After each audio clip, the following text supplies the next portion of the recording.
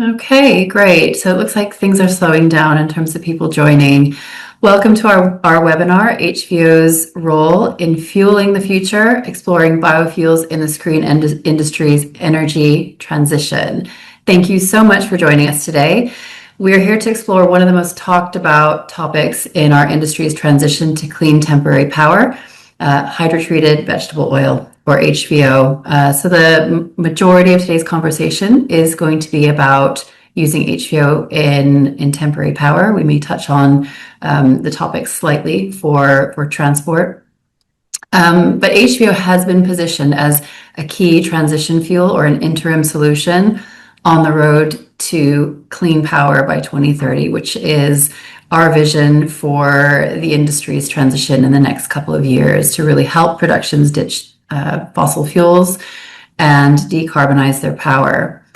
So as we work towards implementing clean technologies from batteries to establishing more widespread grid connections across the UK and other clean technology solutions such as hydrogen for specific high power use cases.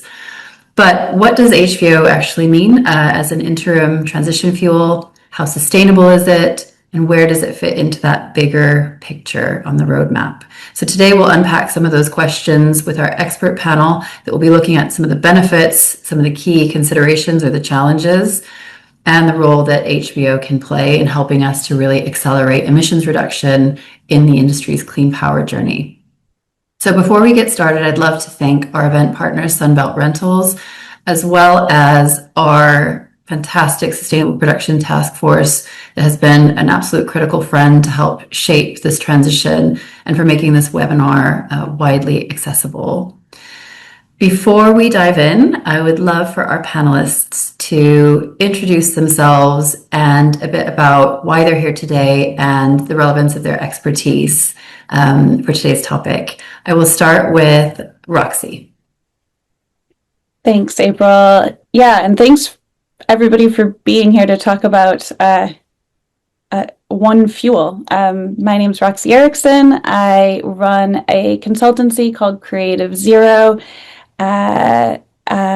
We work across the creative sector, from music, immersive, into film and television. I'm wearing my film and television hat today, also because I'm co-author of The Fuel Project, which is about the decarbonization of transport and mobile power in film and television. Thank you, Roxy. I'm going to go next to Gloria. Afternoon, everybody. My name's Gloria Esposito. I'm Director of Sustainable Business at Zima Partnership. We're a membership organisation that's very much focused on reducing greenhouse gas emissions in road transport. I've personally worked in the biofuels arena for over 15 years now, influencing government policy on low carbon fuels, and created the Renewable Fuels Assurance Scheme 5 years ago, which we're going to be talking about today. Thank you, Gloria. Next up, Tom Crook. Hi, everyone. My name's Tom Crook. I'm the founder of OnBio. I started my sort of career in this industry as in the location department, and worked my way up to be a location manager. I did that for 20 years. But towards the end of that sort of part of my career, I started getting very frustrated with the lack of movement in our industry, particularly coming from the suppliers towards decarbonising and more sustainable practices. So I started OnBio in 2014 as a way of just I'll do it myself. If no one else is going to do it, I'll get in there and see if I can make it work. And so we are all about weaning us off fossil fuels. So we deliver industrial heating, cooling, low carbon fuels, and we also have got a line now in portable batteries that we make out of Second Life EV batteries, and part of the business is also delivering HVO to film and TV productions. That's why I'm here. Great, thank you so much, Tom. And lastly, Stephanie. Hello. So I'm Stephanie Shires. I'm sustainability consultant with Leverage Point Entertainment. So we're a sustainability agency working with film and television productions to kind of provide that like hands-on support with decarbonisation, and of course some of that was HVO. We've recently worked on kind of 2 major projects where we were aiming to be diesel free. So that's kind of my kind of main reason why I'm here, I suppose. Brilliant. So we've got a fantastic mix of expertise from academic and standards to suppliers and on the ground actual delivery and implementation, which is absolutely brilliant. Before we kick off in earnest, just to highlight that we have a Q&A function in the Zoom at the bottom panel. Please, as we're going through, feel free to put your questions in there. We will answer those questions towards the end. We have a dedicated session to make sure that we can have that robust conversation around an area that's been historically kind of confusing for the industry. So really keen to get your questions. Please keep them going throughout and we will get to them at the end. I would love to actually introduce myself as well. I'm April Sotomayor. I'm Head of Industry Sustainability with BAFTA Albert. I've been supporting and co-chairing our Sustainable Production Task Force for about 18 months, I guess. And a big focus for us has been around how we can help productions transition away from fossil fuels in temporary power as a priority. And we're about to release an industry statement of intent and a roadmap that goes with that, specifically on clean power. HVO has a role to play, and so today's webinar is really about providing some of the clarity around exactly what that role is. So let's get started. Gloria, first things first, what is HVO? Can you tell us a bit about what it is and what is its role in reducing emissions? Sure. Well, hydrotreated vegetable oil is also called renewable diesel. And there's actually some confusion about its name and where it comes from. But HVO is typically produced using vegetable oils and animal fats. And it uses a process which removes oxygen from oils and fats, and then uses a process that involves hydrogen to refine these molecules and get clean, renewable liquid fuel. So those sorts of feedstocks that are biogenic can include things like virgin raw materials such as soy, palm oil, and waste material such as used cooking oil, palm oil effluent, and tallow oil. It's very important to highlight that in the UK, 100% of HVO that's supplied in the UK is from waste-based materials. HVO is not produced in the UK. There are no biorefineries in the UK. It's produced internationally.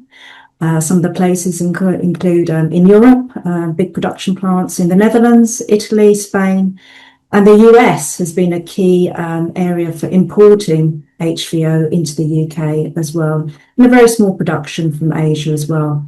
But those feedstocks are really internationally sourced to produce HVO. And can you speak a little bit about how HVO compares in terms of its carbon intensity compared to diesel or other fossil fuels? Sure. So HVO's greenhouse gas emissions, as well as other biofuels, are typically measured over what's known as their life cycle greenhouse gas emissions.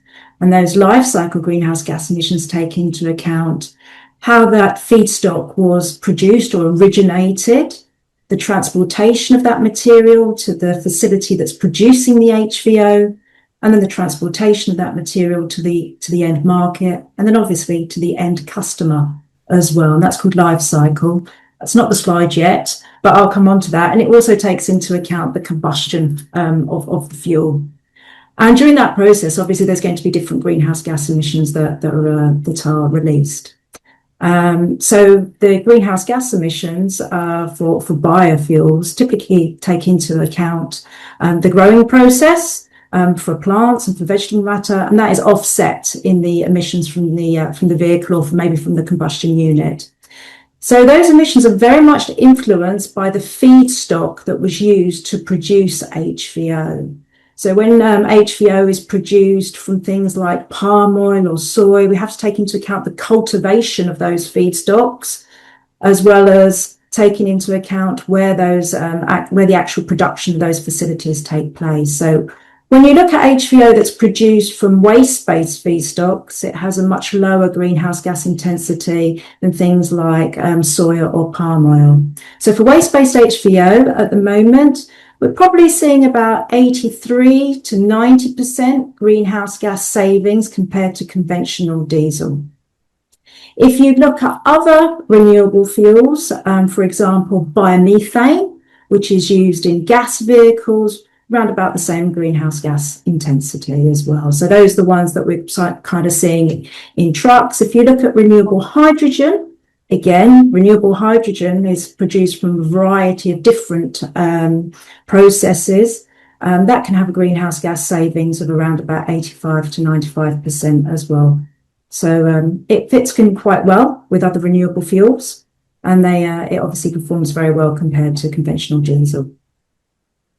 I just want to check in, Gloria. I don't know. I'm not seeing your picture. Not yet. No, we can put that in later. That's fine. I'm not seeing your video either. Is anybody else seeing Gloria? Oh, yeah, I can see Yeah. that. Yeah. You can see her. Okay, so it's a technical issue on my end. Brilliant. That's good news. Thank you. So Gloria, just to kind of take a step back, we've got a mix of people in this webinar. Can you explain those concepts, feedstocks, Sure. land use change? Can you explain that as if I was a 10-year-old? Just like, what are we really talking about? So we're talking about the raw materials. So what are those raw biogenic materials that are used to produce HVO? So as I said to you, in some parts of the world, they're produced using palm oil. In other parts of the world, they're produced using waste materials like used cooking oil. So all the HVO coming into the UK is produced from waste materials. So those waste materials aren't associated with any of the impacts that you would have, like in terms of changing land use or using any sort of materials to cultivate, to grow any sorts of like those kind of palm oil type feedstock. So it's those raw materials that we're talking about have an influence, and where in the world that material, the HVO, was produced as well, because it has to be transported across the world as well. And I guess when we're talking about land use change, I guess what we're really referring to is deforestation, or is it anything else? Indeed, land use change is very important, especially when you're cultivating crops, when you're growing crops, sort of like soy and palm oil, because that can result in the removal of rainforests or peatland that can have negative impacts on the environment. So it's very important that any sort of palm oil or soy is grown sustainably, and there are mechanisms for ensuring that it's grown sustainably. Or if it is a waste-based material, that it's actually been verified as being used cooking oil or any other type of biogenic material. Brilliant. Okay, so we'll get on to the verification and what that means. But before we do, how does HVO perform compared to just other emissions? So aside from carbon emissions, what other, as it's a fuel that you're burning, are there other things that we need to be thinking about and considering? Well, HVO is virtually free of a particular sort of chemical that is associated with air pollution. So it's free of something called aromatics, and it's free of sulfur, and it's free of metals. So when you burn HVO, it has lower nitrogen oxide emissions and particulate emissions. So it's cleaner burning than diesel. Brilliant. And particulates are those really nasty things that get into our bloodstream and affect health, which I think maybe some of our panelists will talk about shortly as well. So you mentioned verification and making sure that the HVO is certified. Can you tell me about what people should be looking for in terms of certified HVO? Yeah. I think before we start with that, I would like to just give you an overview of the sustainability criteria that are set by UK government, because it's very important in terms of the supply chain for HVO. So the UK government has a regulatory framework called the Renewable Transport Fuel Obligation, and that has been in place since 2012. and that sets very strict sustainability criteria for biofuels in terms of the feedstocks, those raw materials, to make sure they are sustainable and they aren't associated with any land use change, and that those materials are traceable, that they can be tracked in the supply chain for that particular biofuel, and that the greenhouse gas emissions are much lower than diesel. And the UK government has a very rigorous process for ensuring that different types of biofuels and renewable fuels that come into the UK are appropriately verified. So that's very important. And companies have to demonstrate that their biofuel supply chains are sustainable and make specific criteria by having what's known as voluntary scheme certification. So that will demonstrate that those raw materials are, for example, used cooking oil, that they're sustainable, and that there is what's known as appropriate chain of custody in place, that those raw materials and those biofuels could be tracked in the supply chain.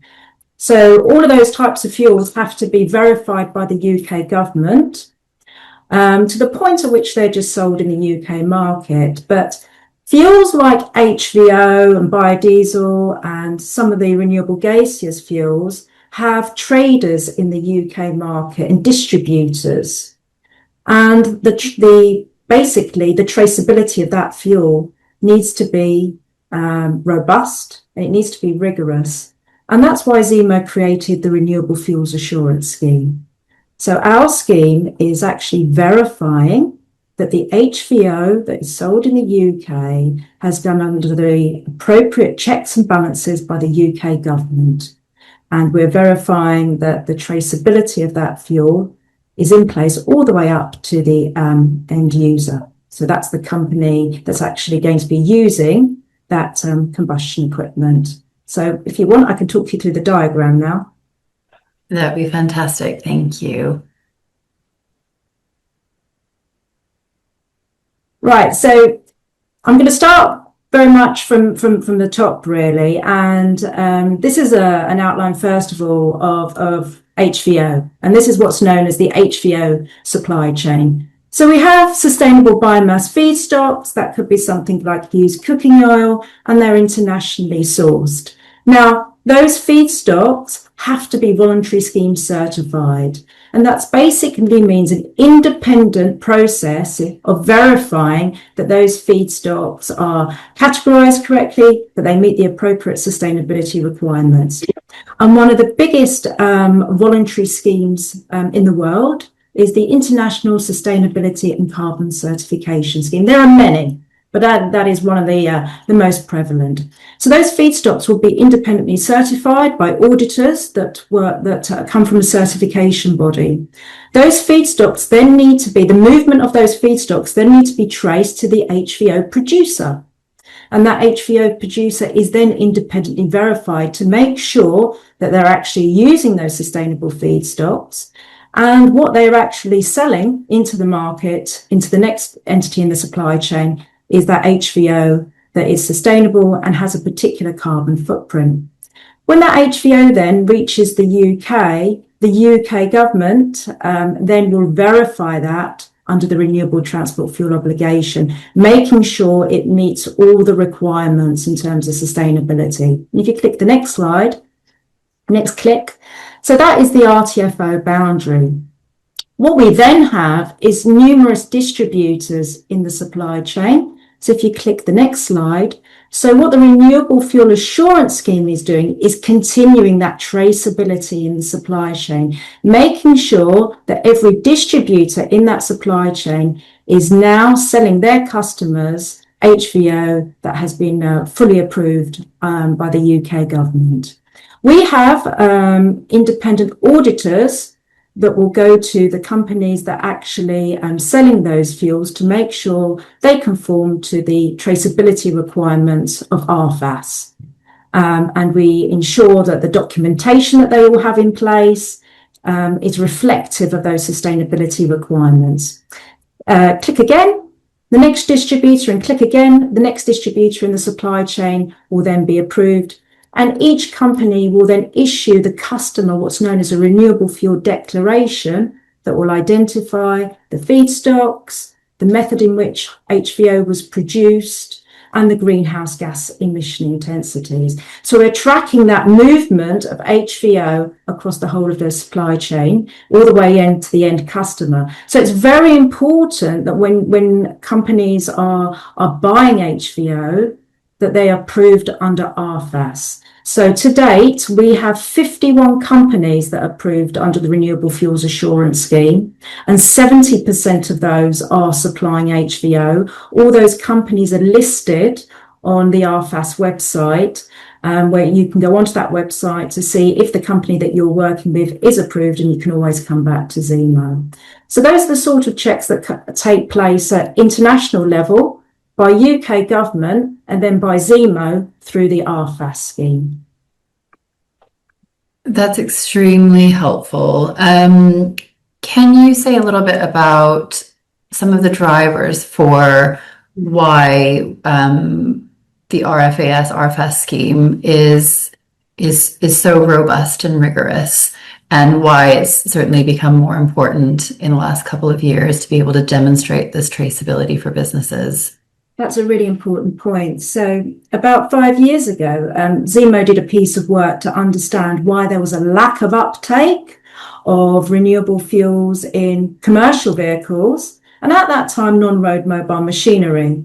And one of the key barriers that was identified, that the end user had a lack of confidence in the provenance of the feedstocks that were going to be used, the sustainability of those biofuels, and the greenhouse gas emission performance. So certain companies were making claims, but that end customer didn't have the confidence.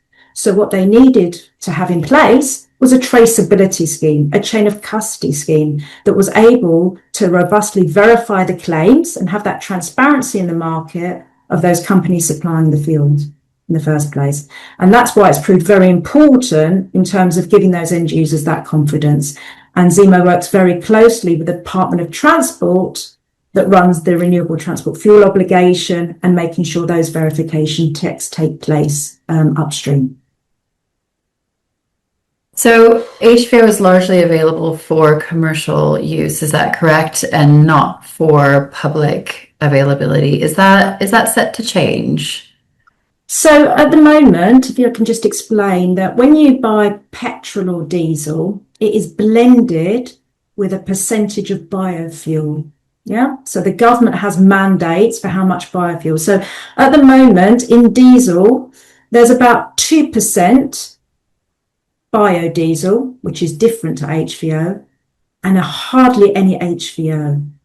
All of the HVO that's supplied goes to mainly trucks and to non-road mobile machinery. Okay, so there are some forecourts that sell HVO. It's probably about 25 of them, but they all sell 100% HVO. But they're mainly for trucks, but you're not going to see very much HVO probably going into the car and van market. And is that set to change, or is that something that we can expect for some time? Probably not going to change for a while. Okay, that was really, really informative. I'd love to go actually now to Roxy. You are co-author of the Fuel Project, the Shift report, which we have used extensively in our planning for our Clean Power Roadmap. Can you tell us a bit about your report, its findings, and how HVO fits into that?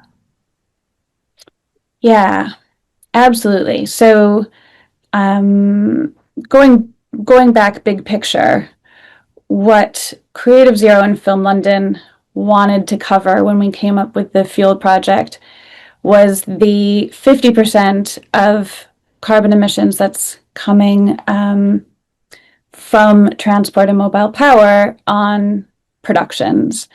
And we knew those numbers thanks to Albert's work. And we did some, big thinking around that, and just came up with the sort of obvious that combustion engines are the problem in both of those techs, in both of those fields, and that the solutions are the same. The solutions being HVO, batteries, hydrogen, and grid power charging. So So we kind of smushed all of that together and came up with something called the Fuel Project. We're now in our third phase, so more from us in the new year.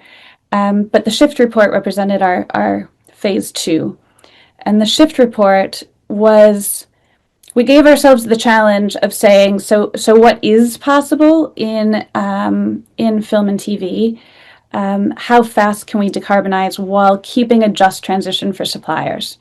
So without affecting supplier investment cycles, how much additional money is it going to cost the industry to decarbonize, if any, and what do those scenarios look like? So we focused on London.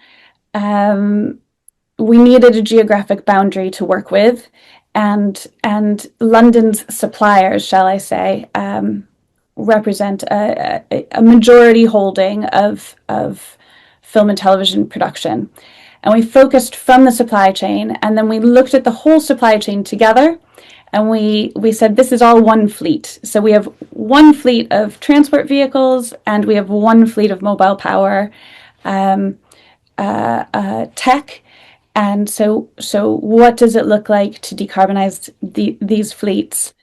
And then we spoke to a lot of people and ran a lot of data analysis and came up with some numbers. And I thought if we can get my first slide, which I think is B. So this is a bit of a snapshot of the numbers we came up with for mobile power side of things. So putting aside the transport bit for now, what we know is that London's supplier fleet creates about 64,000 tons of CO2e from their, we call them mobile power units.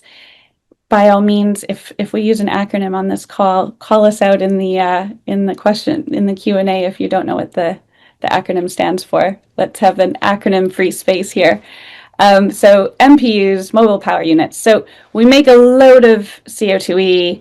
We know that our fleet is about 1,800 different pieces of tech and out of those, 78% of those are made to be fossil fuel powered. And we knew that suppliers in 2023 alone had invested about 13 million in this tech, in buying this tech.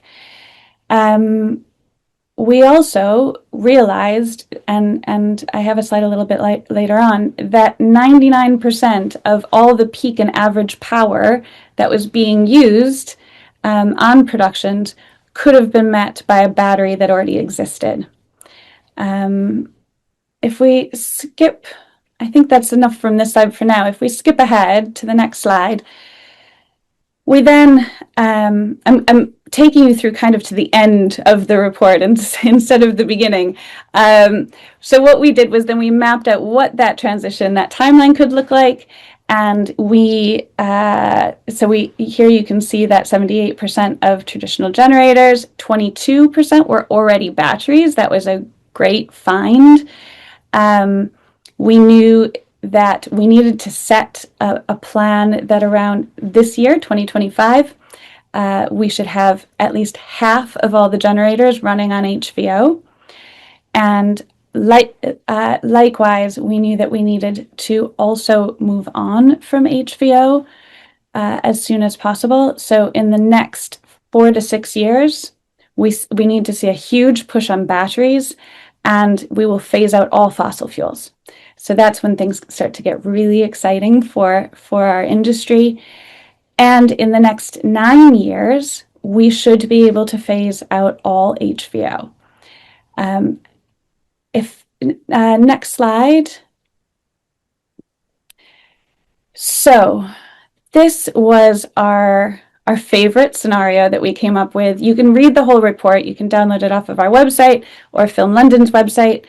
You can see the various different scenarios we ran, but this is what we called the additional battery scenario, which was essentially swapping out batteries.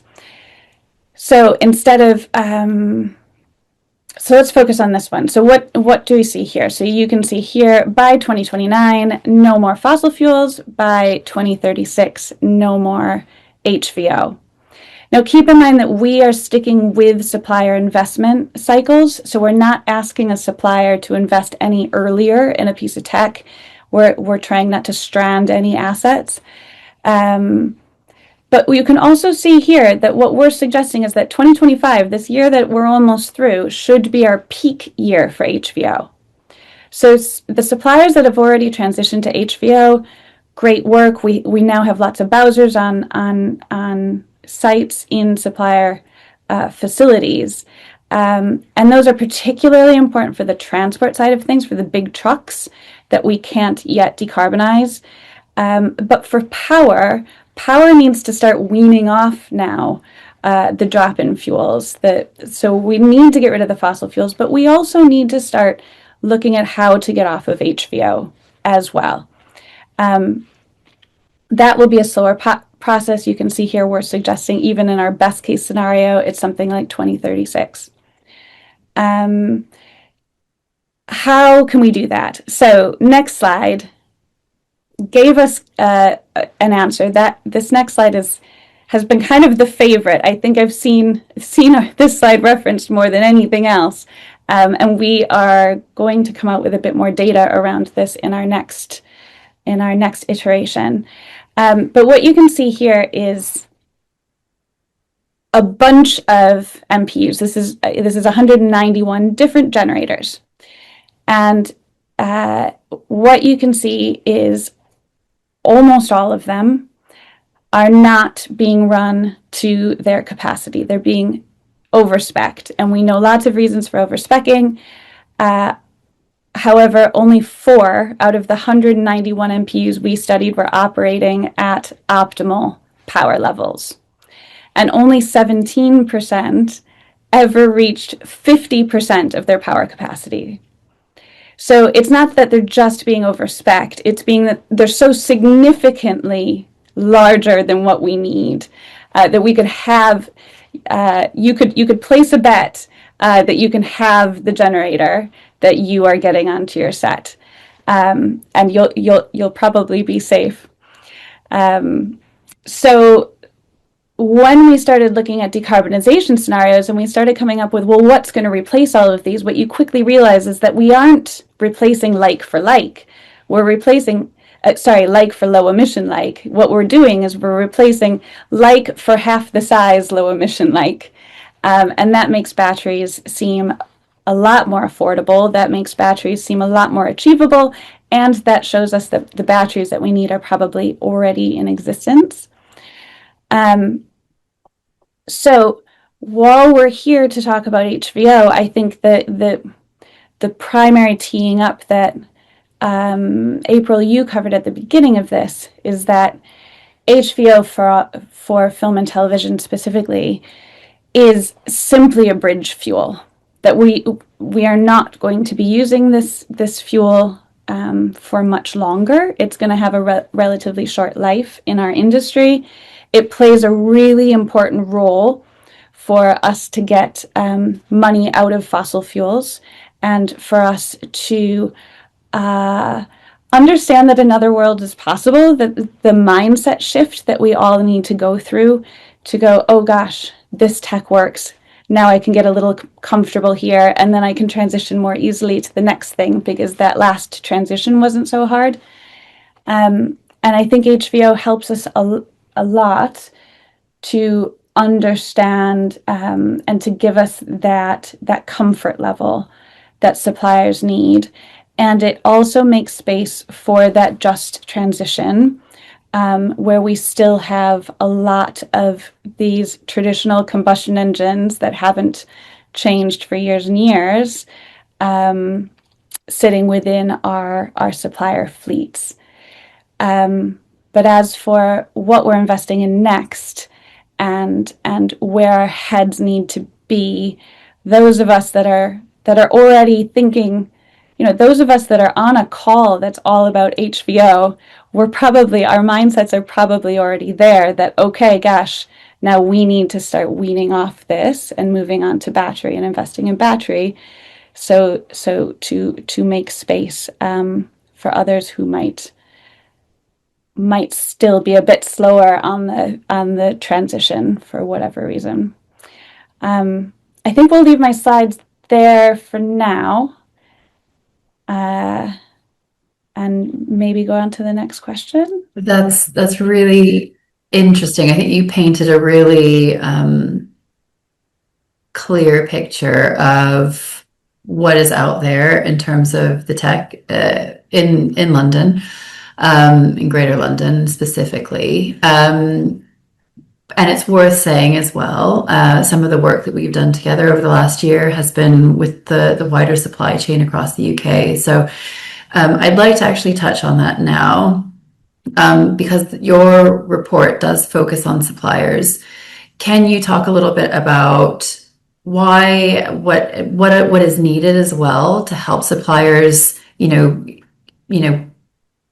use HVO more quickly, and to make sure that it's more widely adopted? I think the stats that you've shared are staggering. I think for the vast majority of clean or of temporary power tech that's out there being generators is really incredible. It would be really good to hear just about, how are suppliers feeling about this transition, and can you also clarify what do you mean by a just transition as well? Yeah. Okay, so let's start at that just transition thing, and then move on to what suppliers need. So suppliers need to be told the direction of travel. We've already seen some suppliers. There's a lot of feedback coming from suppliers to say, we've got all this new tech and it's sitting on our shelves, or we're losing jobs. We've had 5 productions come to us and they want to book our new beautiful battery, and then they go because they find out that they're locked into a deal with a studio. They can get a better price on traditional Jennies elsewhere. So first and foremost, I think suppliers need to know that if they invest, producers, commissioners, studios will come. And I think that's the first step in this just transition, that whatever path we decide on as an industry is really clear. And I think that's particularly where the work that Albert's Power Group is doing is going to be incredibly helpful. We know that suppliers are still planning on buying traditional generators. We know that there are new traditional generators being bought right now, today, and those have to combust something. They have to make air pollution, regardless of whether it's HVO going in. I mean, the NOx level savings on HVO aren't all that great. No matter what, we are making air pollution if we are burning a fuel. And so if we have a new generator that's being bought today, we know from our research that on average it needs to stay it needs to keep being used by productions for the next 12 years. So that moves our pathway way back. That's the return on investment that suppliers need. And that again goes to the just transition. If we don't give them that 12 years, they don't make the return on investment. Suddenly we have something called a stranded asset. Nobody wants to use this piece of kit. It hasn't paid for itself, and it sits on shelves. That's bad for all of us. We have, we need all of our suppliers, and we need them to be prosperous. So that's mainly what we were looking at when the Fuel Project talks about a just transition for suppliers. What we wanted to know is, how do we keep our suppliers in business, and also decarbonize? So that was the main focus. Then you asked, what do suppliers need? Well, that first thing is tell them the direction of travel that the industry is going to take, and then put your money behind it. We know that there also needs to be an investment strategy, probably some level of collective investment strategy. Something like looking at our exclusivity deals and using them. They can be forces for good or forces for bad when it comes to decarbonization, and making sure that those mechanisms work to support suppliers to decarbonize rather than to lock new tech out. So I would say that part's really important. And then the other part, we know that about a third of suppliers can't get things like an HVO Bowser onto their facilities. They're never going to be able to transition to HVO for their vehicles to fill up their generators on site. So that's a third of our suppliers who can't start this very first step of decarbonization. And we can either look at that as a challenge if we get too caught up in our heads that HVO is kind of the end of decarbonization and not just like the basement. Or we can look at that as a massive opportunity and focus on those suppliers that can't do this thing, but they might be able to do batteries. They might be able to do something else. They might be able to get solar panels on their roofs, and that infrastructure piece is such a significant part. Yeah, maybe I'll leave that there. I could talk about what suppliers need in this transition for the rest of this talk. I'll see if we can cover some of it in the Q&A as well, because I do have a few more points I'd like to touch on. But I would love to hear, we've got a supplier with us today. Tom, I would love to hear from you. How did your biofuels supply journey start? Hi there. We started with old-fashioned biodiesel. So Fame biodiesel was what we started running heaters, marquee heaters on, and we managed to find a way to make it work. It's not an easy fuel to use, and we ended up with a brilliant supplier that was down in Kent, and it was all used cooking oil that was coming off ferries and shipping.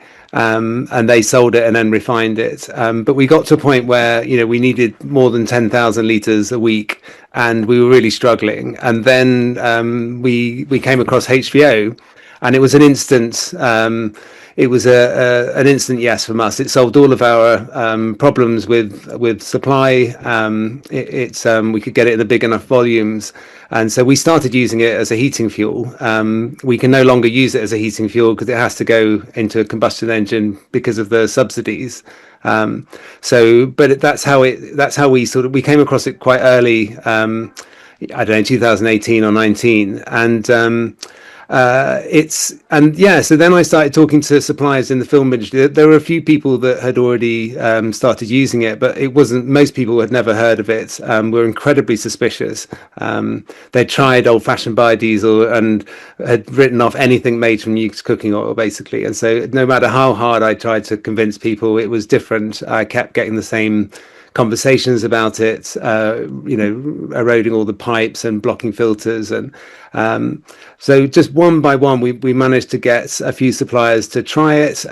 We had a really positive feedback from productions were really keen to go down this route because of the carbon savings were so significant, and it was a really easy quick win where they could just massively reduce their carbon footprint, but without having to bring in new infrastructure or change anything. So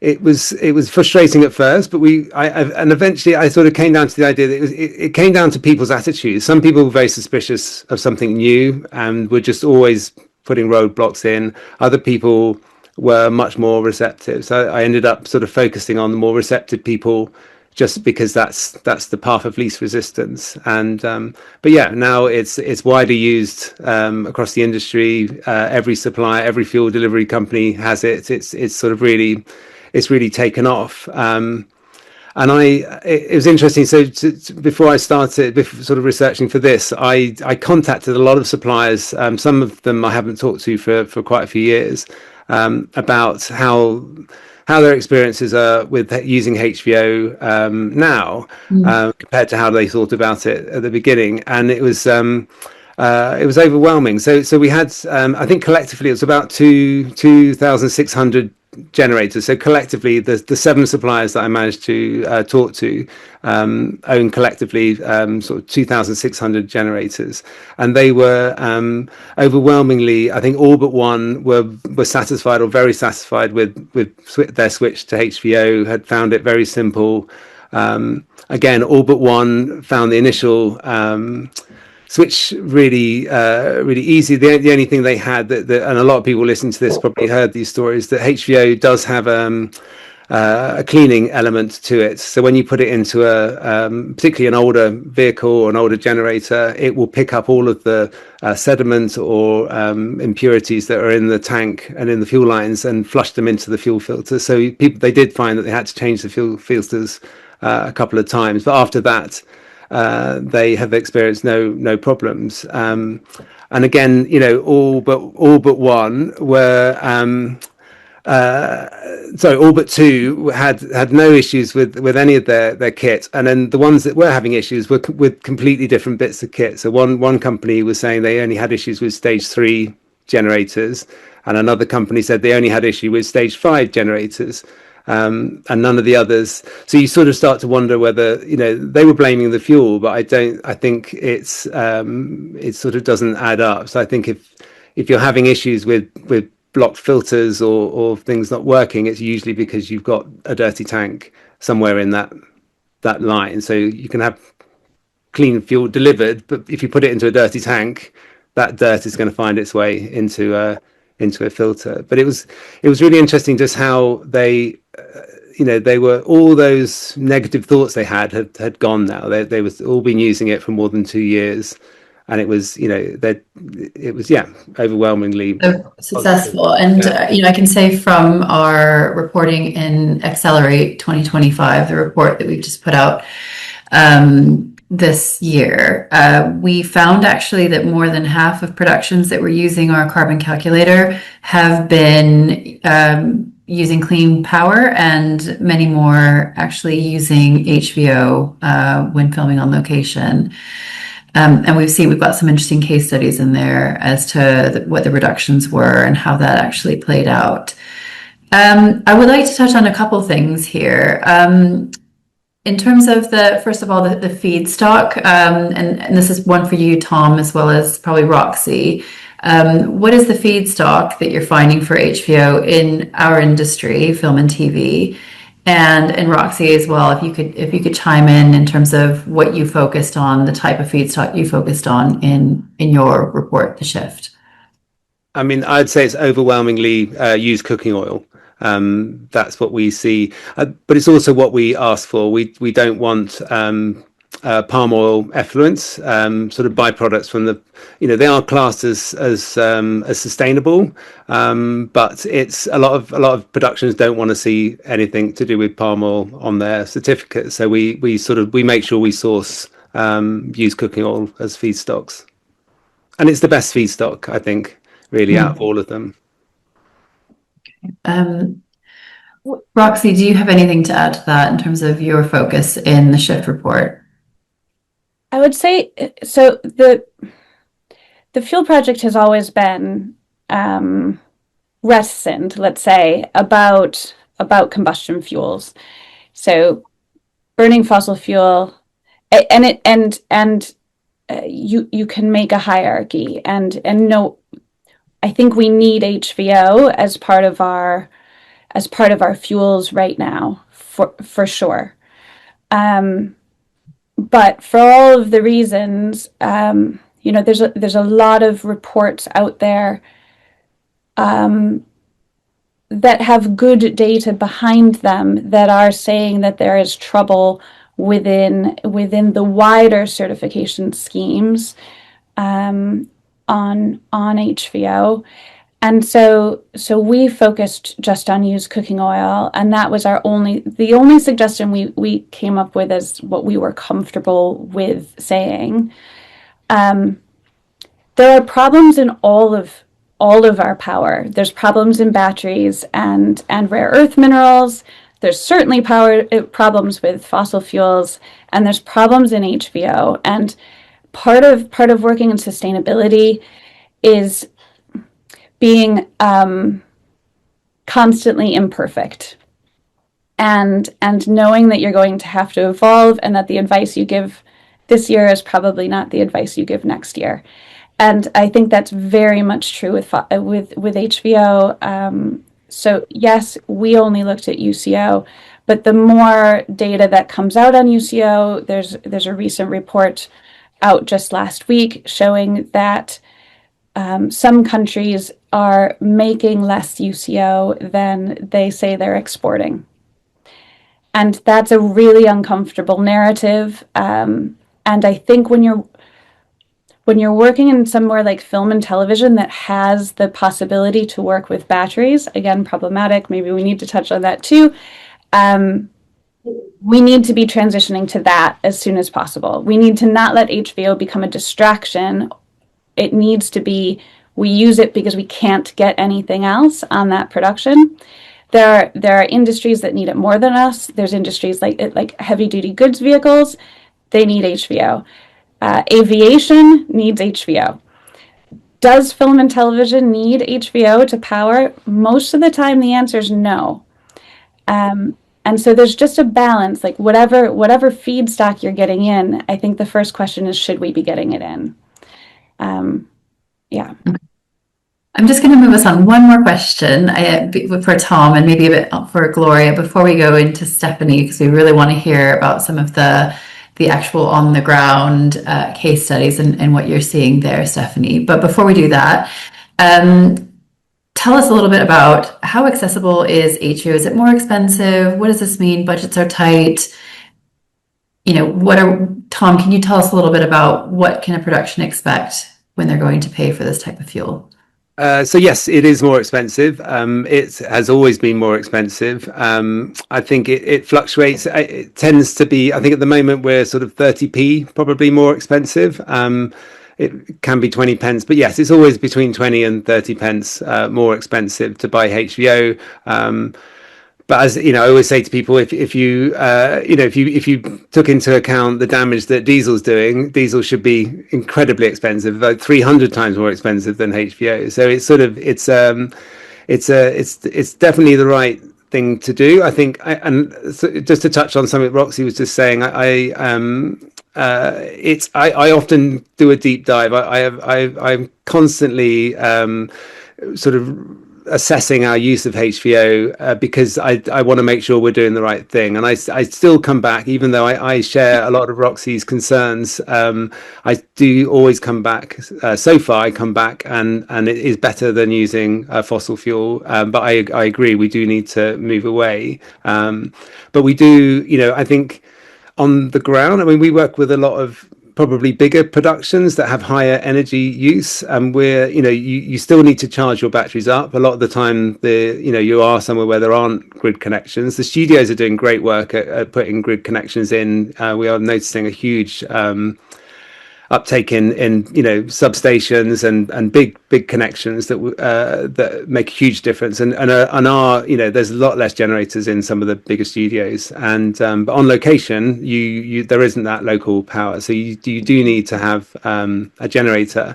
But the work we do with our bigger batteries is that we try and put just a battery with a generator, and then the generator is only used to recharge the battery, and then you've got it running at 80% or 75%, so you're running it as efficiently as possible. But we run into issues when people try and put more power on the generator and they try and make things complicated. They work really well when you literally just have the generator as a source to charge your battery up, and especially on low, if you've got lower energy needs, the batteries just the fuel consumptions are huge, and it's better on set. It's silent.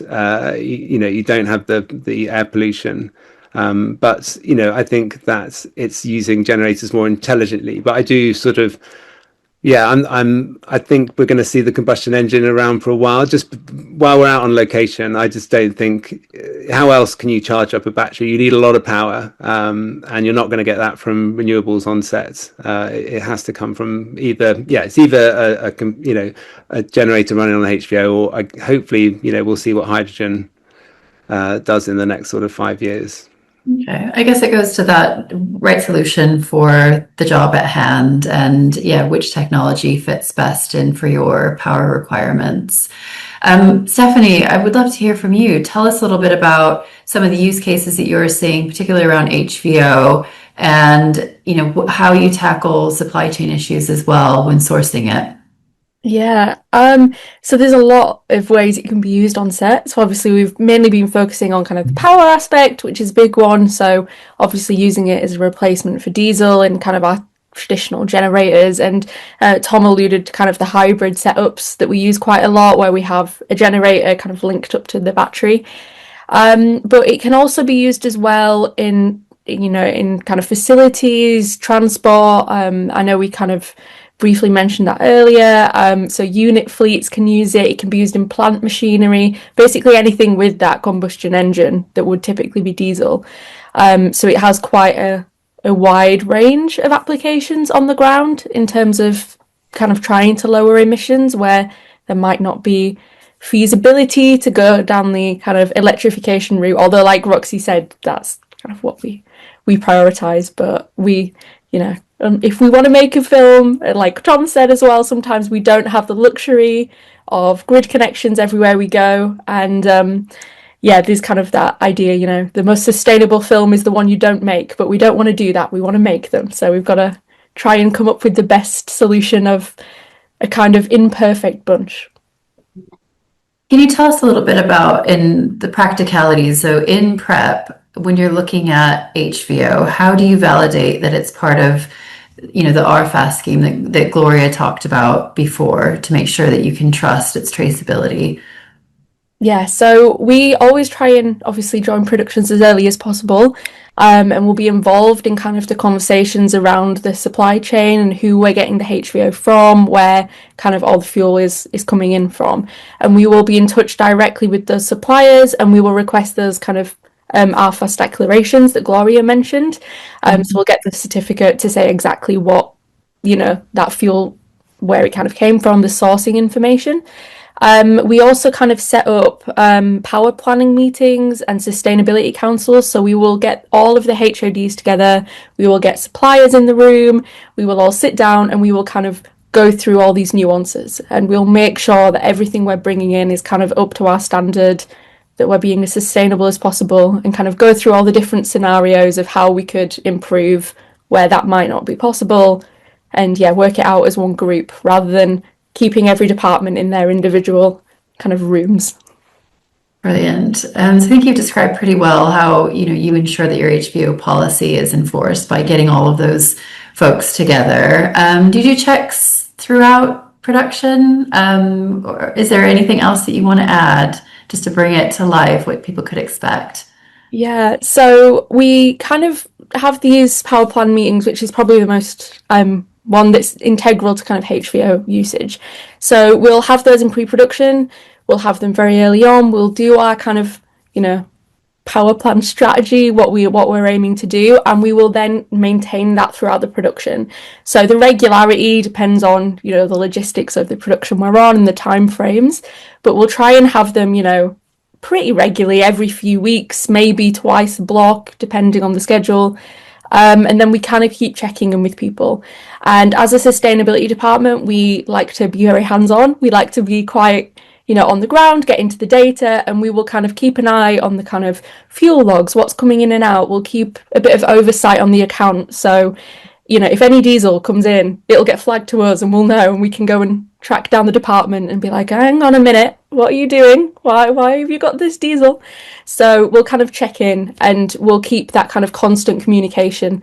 And most teams, I think, when you explain what HVO is and why we're using it, and we have those discussions in those kind of collaborative meetings, they're very on board and they don't, try and get around it. It's just occasionally things might slip the net, so we try and keep that oversight. What about filming abroad? So we've talked primarily about UK and HVO. How do you get assurance that HVO is sustainable when you're filming overseas? Yes, it's a very complicated one. So the first thing I would say is HVO in the UK is quite readily available. We've discussed that it's not refined in the UK. It's brought in from elsewhere, but it is quite readily available. In other places around the world, that's not necessarily the case. So we do a lot of work on productions across kind of Central Eastern Europe, and HVO might not be available in those regions as you would expect it here. So the first thing we always do if we're looking at HVO in another region is, we'll have a look at Zemo's website. We'll see, if there's any suppliers that maybe supply in that region. But we'll also try and just do a bit of a deep dive into the suppliers, what information is available from them, because obviously we have kind of the RTFO. So I can never remember what all these acronyms stand for, but we have that in the UK. In other countries that might not be the same. They might not have that kind of assurance in place. So you have to be a little bit more rigorous about your research, I would say, to make sure that you are getting something that is truly a waste product and not kind of the HVO that, we've seen the articles about it not actually being renewable. Yeah, I mean, Gloria, do you have anything to add to that from your point of view? I think that's a critically important point. Sometimes, you have voluntary scheme documentation that can't be passed down the supply chain. So the end customer won't have access to that voluntary scheme documentation. So they don't have confidence in that fuel. Because the very important thing about RFAS is we're linking the fuel that has been supplied to the customer and what they're selling with those sustainability credentials. So RFAS exists in the UK, the Republic of Ireland, Germany, Spain, Austria. We're hoping to expand the scheme. So I can see Stephanie's challenges in terms of getting that confidence in other countries, and hopefully schemes like maybe RFAS will grow in terms of other European countries as well. Brilliant. So we've just about touched on the key topics we wanted to cover in this webinar. So we're going to go into the Q&A. We've got lots of great questions in here. Question from one of our attendees is that they currently ask suppliers for their certificates so they can see the supply chain, and they're wondering if that's not needed at all in the UK. No, it is needed. You have to check. Well, if it's an RFAS, I'm not quite sure what certificates the person is referring to. But if you're talking about the renewable fuel declarations that are part of the RFAS scheme, yes, they're critically important. You've obviously just got to make sure that supplier is approved under RFAS. You can have a look at our websites. But that is the document that will evidence the traceability of that fuel and the sustainability characteristics of that fuel as well. So that's very important. But also, don't forget that RFAS members, their approval, their certification under the scheme rolls on an annual basis. You can go to that supplier and ask for the certificate that Zemo has issued that supplier as well. So that's their approval certificate. So there are other routes as well. But yes, keep demanding those documents. And they should, if you're purchasing from an RFAS supplier, they've got a mandatory requirement to issue those renewable fuel declarations. Okay, so that's really good to understand. Bearing in mind, there's good confidence that the UK market can provide that certified HVO. It still needs to be checked and verified and certificated. So if you're working on a production, be sure to get those certificates. Can I also just add to that? I think not only from the standpoint of verifying the fuel, I think it's also quite a good cultural thing to do as well, because sometimes suppliers may not have even thought about it themselves and they may not know. I've come across that before. So kind of asking, not only does it give you peace of mind, but it can also encourage suppliers to kind of do that research and increase their knowledge in that as well. Thank you.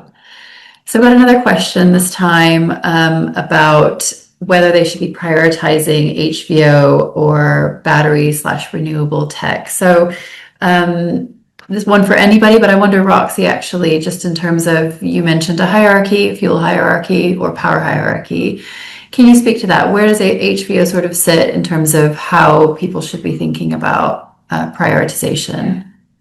Sure. I got a slide about it. It's letter G slide.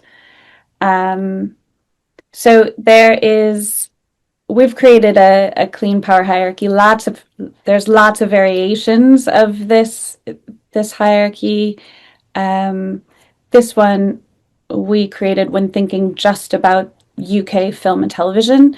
So of course, if we were thinking about transport, it might be different. If we were thinking about Europe, it might be different. But for here, this is what we suggest. In terms of your first steps, you're starting at level 1 and you're trying to stick there. So in as many places as possible, you're using less power. So and that's probably one of the biggest impacts that you can create. And we're already doing this in film and television with, for instance, LED lighting. There's other spaces that are also working hard on this, things like catering and the move from gas cooking into electric. This is a great problem to have, but obviously it's increasing our need for electricity, but it's reducing our overall emissions and getting us off of those fossil fuels. So we're looking at that prevention, we're looking at that efficiency. And then we're going to grid as the first power after prevention, after not doing it, then you're looking at grid. And where possible, you should be looking for renewable tariffs. So asking your studios, asking your locations in advance, can we plug straight into you and what's your electricity tariff? Again, if we're doing those things, grid power is probably saving you significant money. So that's a great one for the finance departments, as is the prevention.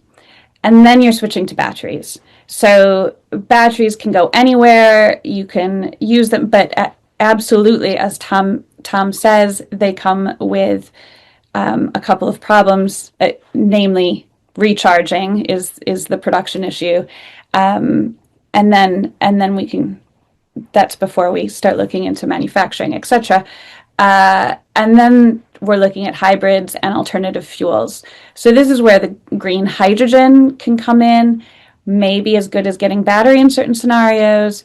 We're looking at HVO at this point, and we're also looking at hybridizing batteries. So if your battery can't run on its own for the needs of your production, you're attaching it to a generator, and that generator is backing it up. You can also look at sort of hard charging, and that's what Tom was suggesting. So you're having a Jenny that's off to the side somewhere that's fueled with HVO, and it's charging up your batteries, but the point of that is that it's always running at optimum efficiency, so it's not burning more fuel than it actually needs. And that's the last resort in the UK. We shouldn't be going beneath that. There is no reason to anymore. And I think that's a conversation that we all need to have, as a industry, is, are we really still happy when we're talking about power, when we're talking about accessibility to all these other things? Are we happy having fossil fuels in our generators? So that's why we have that one grayed out, last resort. So that's our power hierarchy. But again, every production should be thinking about their own, and yeah, looking at it like that. Thanks, Roxy. That's really clear. This is a question that's sort of related to that, just in terms of fuel consumption. What is the difference in fuel consumption when using an HVO generator, or a generator fueled with HVO to charge a battery, so hybrid, on site, versus only using a generator fueled by HVO by itself? Can I jump on that one? So it depends on the energy usage. So if you've got something that's high, so heaters, if you are got a high energy requirement, you could burn more fuel having a hybrid setup, because the generator is having to supply the load and charge the battery up. Batteries really come into their own when you have a lower energy requirement. I don't know what the sort of, I don't have a number for the sort of the sweet spot, but it's a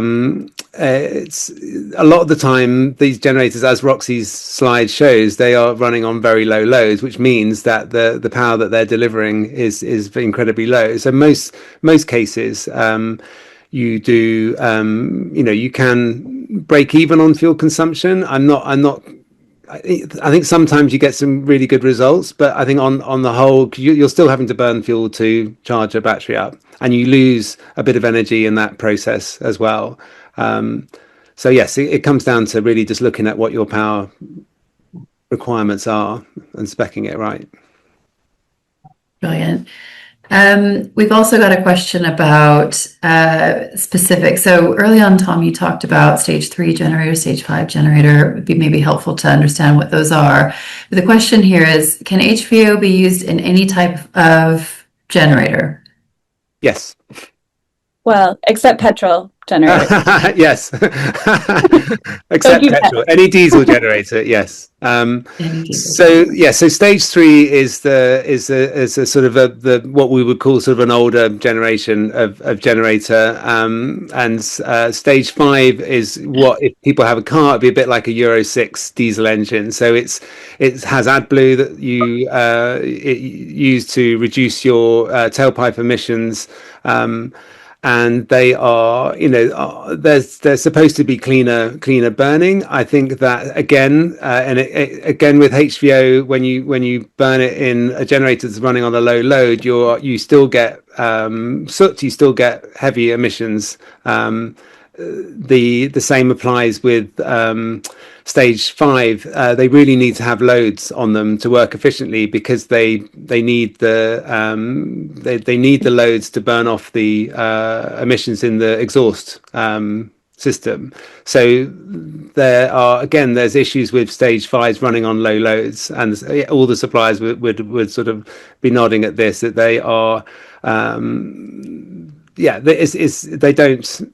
It's one of those things that they're not, it's early technology. It's not really, I think, delivered the way people hoped. And there's even, you can get stage 5 generators that have load banks built in them, so that they're running at optimum amount. So you're burning more fuel. Just, you know what I mean? Sadly, it's not that straightforward. The majority of generators in the industry are stage 3. We do have stage 5. Stage 5 are more efficient. If both are burning at optimum capacity, the stage 5 is giving you less emissions. It is burning better. It costs more, but it's also so significantly fuel efficient, you're probably paying that back, if not saving money in your fuel costs, depending on how long you're using it for. But as Tom said, there are issues specifically with those load banks and low efficiencies. So what advancements are going to help see us move away from HVO? We've talked about it. It's a critical fuel to help in this transition. Roxy, you explained in some really useful detail on why we need to pivot and also why we need to move away from it.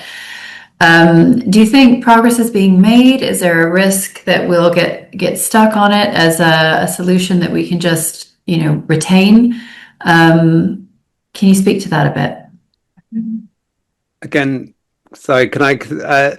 So I think we've come such a long way from 5 years ago to now. It's incredible how far we have come, and I think that there's some really exciting things that we don't know about, but things we do know about are, I think we're going to see mobile batteries that can be charged from car chargers. There's now super fast car charging turning up all over the place, and again, it solves that problem. So at the moment, you still need a generator to charge your battery, but if we can take the batteries to a super fast car charging place, you can charge up without you no longer need a generator.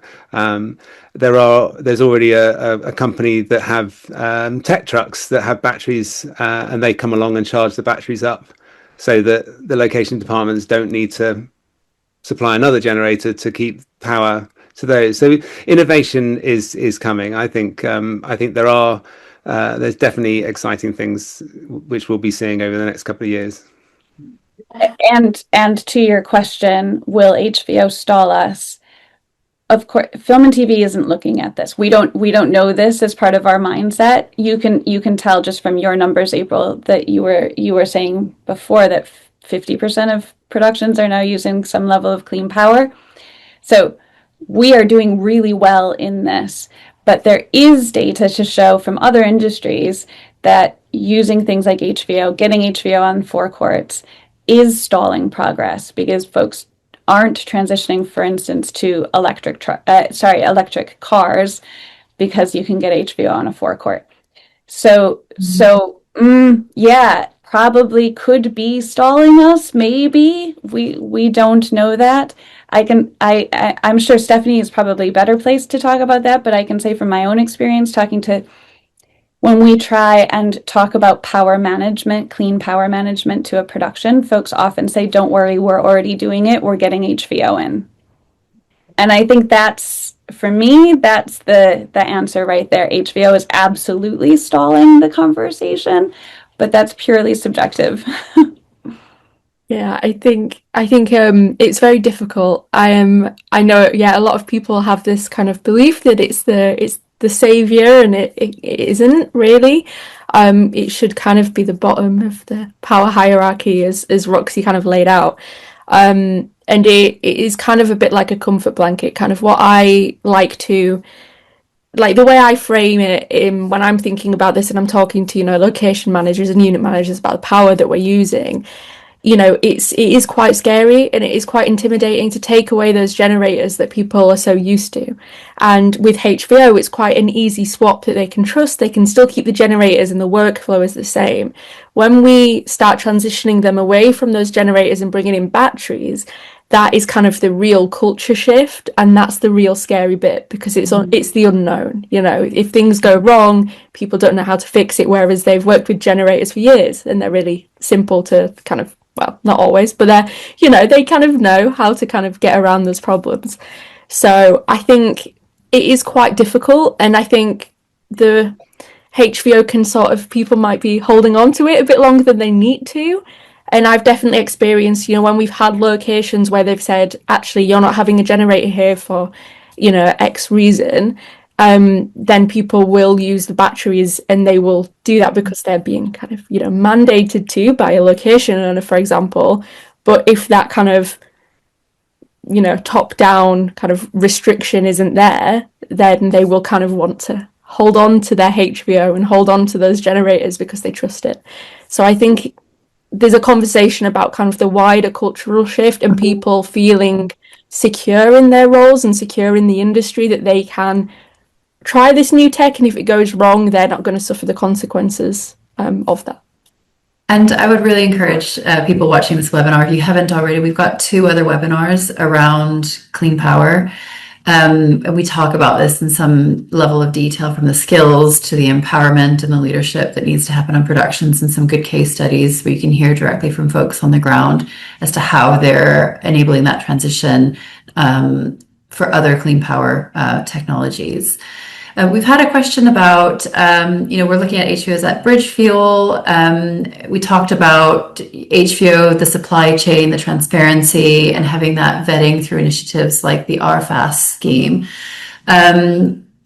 People always ask about, you touched on it at various times in this session today, but the critical minerals used in batteries. Is there a similar scheme looking at that? I know this deviates slightly, but it's also, if anybody has any experience with other innovations, I know there's some suppliers right now looking at sourcing secondhand batteries from electric vehicles for use in temporary power. So if anybody's happy to answer that question in terms of batteries. I can make a contribution to that.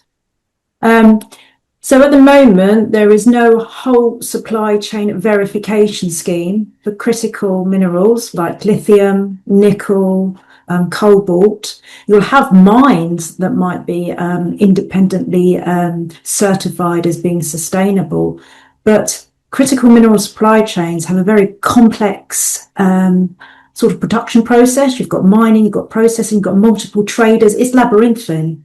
And nothing like voluntary certification schemes or RFAS exists. So there's a long way to go. Yes, the European Union has put in sustainability requirements for batteries, but they're very much due diligence. Just, for the car industry, ask your supplier to demonstrate some sustainability requirements. So these are the issues that we need to face going forward, that to have the confidence in these other supply chains as well, not just biofuels. And it's also important to think about, the supply chains for hydrogen. Not all hydrogen is the same. And under RFAS, we have no renewable hydrogen suppliers approved. So it's very easy because grey hydrogen and green hydrogen is indistinguishable. So bear that in mind also when you're thinking about hydrogen, that fossil hydrogen has a much higher carbon intensity than even diesel. I'd love to add to that. So there's no such thing as renewable HVO. So we need to understand that. The best stuff is based on waste that we shouldn't have made in the first place. Now, it's a great use of waste, but it's not, we shouldn't be considering this. It is circular, and that's great, and that is a huge bonus to it. But when we think about what we mean by renewable, when we mean the sun, the wind, water, using waste isn't the same. Those things aren't equal.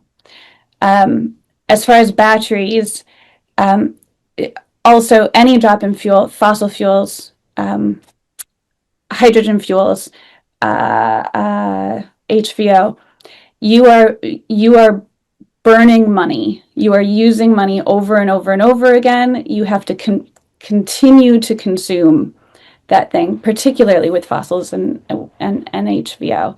Whereas with a battery, you buy it once and it works for years and years and years and years. So the investment structure in these two things aren't equal. Now, in no way does that, I don't want this to come across as an apologist for all of the awfulness, the social and environmental impact that's coming from batteries is, if anyone's watched mining videos and not been completely horrified, it's a truly revolting process, and let's be honest with ourselves, and that's where we come to being uncomfortable in our truths. None of these are great. None of them are perfect supply chains.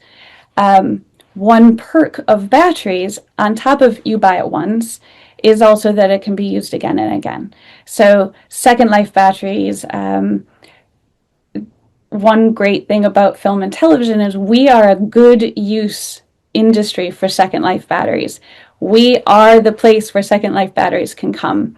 Transport batteries are coming to us. We are using car batteries already that are being stacked on top of each other, refurbished and refit, and they become our new mobile power units. So we are that circular economy in some way for batteries. So I suppose that's another win. But we should be really comfortable. We should be really uncomfortable with all of these options when we're looking at that hierarchy.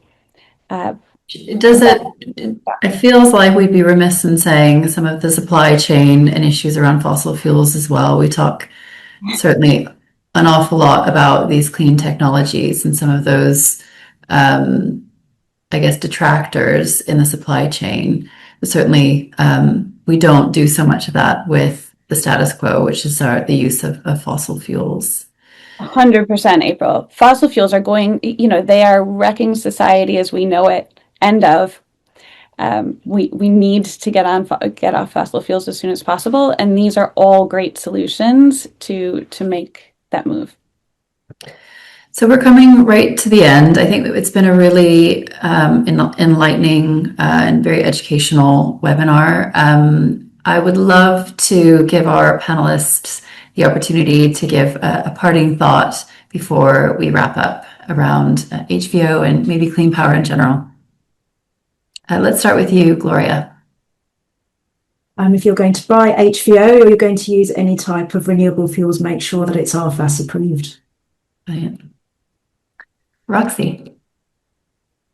I'd say don't let all of the gray area here, all the nuance. We haven't given a singular answer here, but don't let that get in the way of your action. Do one of these things. Brilliant. Tom. I would say that the power of the end user, the crew, the people ordering kit from their suppliers. If you ask for alternatives, when you're finding a location, if you ask that location owner, if you got a local hookup for us, if you keep asking those questions, that they will respond. And I think it's so much of it can come from people on the ground just demanding it, and it will. I think people will find solutions. Absolutely. And last but not least, Stephanie. I think sort of similar to Roxy, I would say don't let the idea that you need to be perfect at this hold you back. It is very difficult to get your head round. I'm sure, as everyone else here, spend a lot of time reading studies and numbers, and no matter how much you read, you can never come up with a perfect answer for any of these questions. So as long as we're all trying our best and we're not using diesel, I would say we're on the right track. Brilliant. Thank you so much, everybody. And thank you to Sunbelt Rentals for supporting the broadcast of this webinar today.